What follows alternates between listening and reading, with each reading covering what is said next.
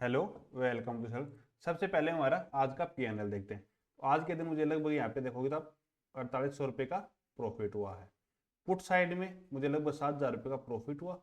तो मैंने स्ट्रिंगल बनाया था। कॉल साइड में मुझे लगभग यहाँ पे एक साइड में 1500 रुपये का लॉस हुआ था, एक साइड में मुझे लगभग 900 रुपये का लॉस हुआ। स्ट्रिंगल के अंदर मैंने ये कॉल साइड में एडजस्टमेंट किया, इस कारण से मुझे लॉस हुआ क्योंकि मार्केट आज बहुत ज़्यादा वोलेटाइल था और साथ में आरबीआई की पॉलिसी भी थी। तो इस कारण से मुझे थोड़ा सा यहाँ पे लॉस हुआ, लेकिन ऑल ओवर मुझे लगभग अच्छा यहाँ पे प्रॉफिट हुआ है। अभी चलो आपको मेरी ऑर्डर विंडो यहाँ पे दिखा देता हूँ कि मैंने कैसे ट्रेड बनाई थी। तो यहाँ पे आप देखोगे 9:33 के ऊपर मैंने कॉल और पुट दोनों को यहाँ पे स्ट्रिंगल के रूप में शेयर किया था।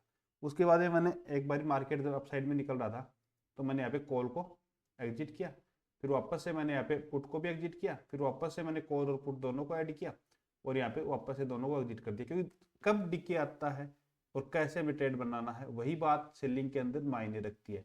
क्योंकि सेलिंग अलग चीज़ है और बाइंग थोड़ा अलग चीज़ है। क्योंकि बाइंग के अंदर नॉर्मली हम कर सकते हैं, कैसे भी हम ट्रेड किया और उसके अंदर प्रॉफिट आ गया, लॉस आ गया, ऑल ओवर हम लॉस ही देखते हैं बाइंग के अंदर। लेकिन सेलिंग के अंदर ये नहीं है कि सेलिंग के अंदर हमें अच्छा खासा डिक्की अगर हमें लेना आ गया तो हमें अच्छा खासा प्रॉफिट भी कर सकते हैं। मतलब हमारी एक्यूरेसी 80-90% तक रह सकती है। इस तरीके से सेलिंग में हम स्ट्रगल बनाते हैं। तो आप भी सेलिंग अगर सीखना चाहते हो तो मेरा कोर्स ज्वाइन कर सकते हो। ऊपर आपको नंबर मिल जाएंगे स्क्रीन पे, आप वहां से संपर्क कर सकते हो।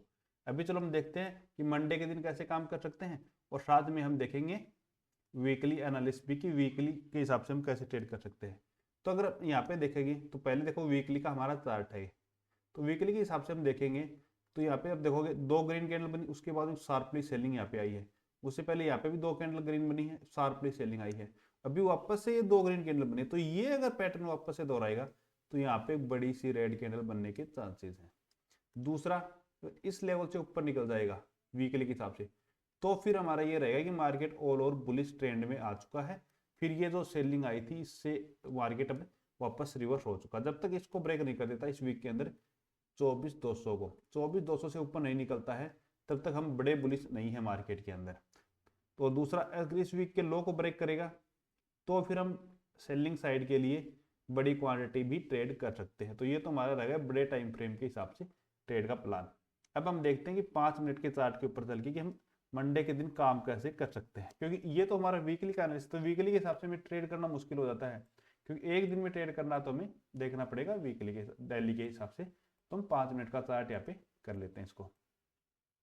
इसको सही से हमने सेट कर लिया। तो बस देखोगे तो आज के दिन हमारा डिस्कशन था कि जब तक इसको ब्रेक नहीं करेगा जो लेवल था 23,680, कल के वीडियो में मैंने ये लेवल बताया था कि इससे ऊपर हमें कॉल की ट्राई करनी है, इससे पहले में कोई भी कॉल की ट्राई नहीं करनी है। तो यहाँ पे आप देखोगे इससे पहले यहाँ पे भी एक बार रेजिस्टेंस लेके नीचे की साइड में आया, अच्छा खासा प्रॉफिट दिया, फिर वापस इसी एरिया में गया और एक 5 मिनट के अंदर एक अच्छा पैटर्न बनाया और अच्छा नीचे की साइड में टारगेट दिया।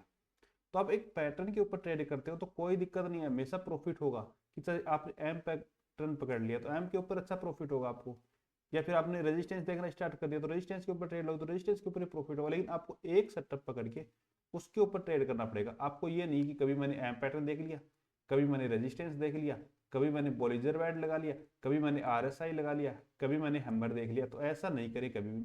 आप एक ही सेटअप के ऊपर ट्रेड करें, कि रोज डेली डेली आप सेटअप चेंज ना करें। तब आप देखते हैं कि हम कल के दिन कैसे काम करें। तो हमारा लेवल ये रहेगा, यहाँ पे अगर हमें मिलेगा एक बारी 680 के पास, 23,680 के पास, तो हम एक बार पुट की ट्राई करेंगे यहाँ से, और फिर अगर यहाँ से अप साइड में निकलता है तो हम हमारी पोजीशन को रिवर्स कर देंगे, कॉल की पोजीशन को बाई कर लेंगे। ये तो हमारा यहाँ पे रेजिस्टेंस के ऊपर रहेगा। फिर अगर इससे ऊपर गैप ओपन होगा नीचे साइड में आता है तो फिर ये सपोर्ट की तरह काम कर सकता है। दूसरा, फ्लैट ओपन हो गया नीचे की साइड में निकलना स्टार्ट होता है, तो जब तक इस एरिया को ब्रेक नहीं करेगा हम कोई भी पुट की ट्राई नहीं करेंगे। यहाँ पे एक दिन और मार्केट वॉलेटाइल रह सकता है। जैसे हमने यहाँ पे डिस्कशन किया था कि इस एरिया में अगर ओपन होगा तो वॉलेटाइल रह सकता है। तो यहाँ पे ये ओपन ही नहीं हुआ, तो यहाँ पे ओपन होगा तो वापस से यही है कि यहाँ पे वॉलेटाइल रहेगा। अगर इसको ब्रेक करेगा पे डाउन साइड में तो बड़ा मूवमेंट आएगा। गैप अप, अगर गैप ओपन होगा निफ्टी, तो गैप अप की स्थिति में हमें ये देखना है कि मतलब गैप हो कहाँ ओपन रहा है, इस एरिया में हो रहा है या फिर इस एरिया में ओपन हो रहा है, कि इसमें ये रहेगा मतलब इस एरिया तक ओपन होगा तो हम इसको फ्लैट की तरह ही ट्रेड करेंगे। अगर इससे बड़ा गैप ओपन होगा तो फिर हम मार्केट के अंदर थोड़ा बुलिश रहेंगे कि अप साइड के लिए ट्रेड करेंगे, न कि डाउन साइड के लिए ट्रेड करेंगे। गैप डाउन की स्थिति में हमारा ये रहेगा कि गैप डाउन ओपन होगा तो हम पुट ही देखेंगे, कॉल की ट्राई नहीं करेंगे। कोई भी नेगेटिव प्राइस एक्शन बनाएगा तो हम पुट की ही ट्राई यहाँ पे करेंगे। अगर आपको वीडियो पसंद आए तो चैनल को सब्सक्राइब कीजिए। Okay, thank you.